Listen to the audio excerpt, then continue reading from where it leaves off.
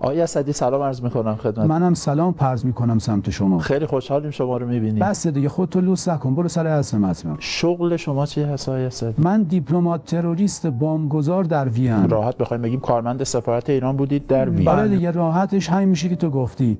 ما به همه میگیم کارمند سفارتیم، شما هم همینو بگید. برم پس سراغ قصه اصلی شما. آها نگو قصه اصلیمو نگو که هیچ کی طاقت شنیدنشو نداره. آقای مجامع حقوق بشری کجایی؟ شما اون روزی که دستگیر شدید کارتون چی بود؟ چه مأموریتی داشتید؟ مشغول چه کاری بود؟ بانو من مشغول کارهای روزمره‌ام بودم. بمب از ایران با هواپیما برده بودم اتریش. بعد از اتریش بمب بردم آلمان، اونجا تحویل برای بچه‌ها دادم اونا ببرن بلژیک، از اونجا ببرن پاریس منفجر کنن. همه چی رو به راه بود. داشتم برمیگشتم اتریش به صورت کاملا غیر قانونی ضد حقوق بشری ریختن ما رو گرفتن بردن اون بلژیک. به چه اتهامی؟ آقا این سوال خودم هم بود، به قدری دستشون خالی بود خودشون هم مونده بودن چه اتهامی بهم بزنن. تنها چیزی که من داشتن یه عکس بود توی فروشگاه، همین. بعد میگم بم داشتی و از این حرف ها. آقا بم یه وسیله شخصیه، مگه نمیگی تو اروپا آزادیه؟ مگه دم از حقوق بشر نمیزنی؟ پس چطوریه که یعنی من حق ندارم بم بذارم تو کیفم برم فروشگاه؟ خلاصه اتهامات بی اساس زدن. بعدش هم بهم گفتن تو یه گروه تشکیل دادی ال کنی بل کنی. بعد گفتن این گروه رو تشکیل دادی که چه کنی؟ گفتن گروه تشکیل دادی بری بم بذاری جلسه دشمنای نظام رو بتره کنی. هرچی بهشون میگن خب این کجاش شرمه؟ ما 40 سال تو همه کشور کارمون همینه و خرجشون نمیره که. خلاصه دستبند زدن ما رو بردن. جایی که میدونن شما قرار بوده برید بمب رو بدید به کسی اون بره بذاره. خب از اون آره دیگه گفتم که من بمب بردم تحویل دادم به اونام داشتن میبردن بتره کنن. حساب همه چی رو کرده بودیم جون تو.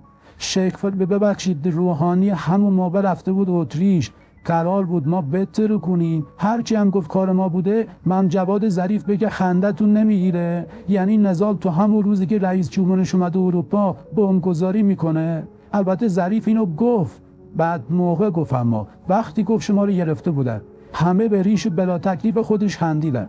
از اونجا بود که شد مالشش اعظم دیگه، ما رو انداختن تو لفتونی دیگه. شما همه رو انفرادی بود؟ انفرادی بردن، دادگاهی کردن، فرجام کاسیم باز بهمون حکم دادن. الانم که برگشتم اینجا هی قضا بهم سرکوف میزنه، میگه چرا عملیاتو به فنا دادی؟ چرا بمب نازنین رو حیف و میل کردی؟ خلاصه بدبختی داری.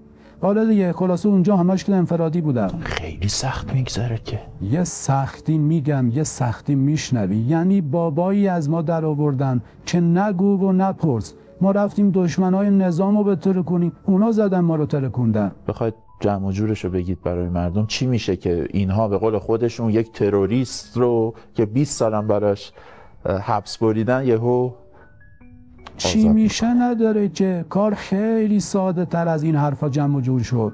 یه بلژیکی رو تو ایران گرفتن، زنگ زدن اون بر الا اسدی رو آزاد نکنی یارو پخ پخ. اونام 2 سود ما رو برگردوندن به همین سادگی. به این میگن دیپلماسی معاملاتی با گرایش مالکشی. تو هم جمع کن برو تا یه بمب خوشگیل 2 منظوره خرجت نکردم اینجا.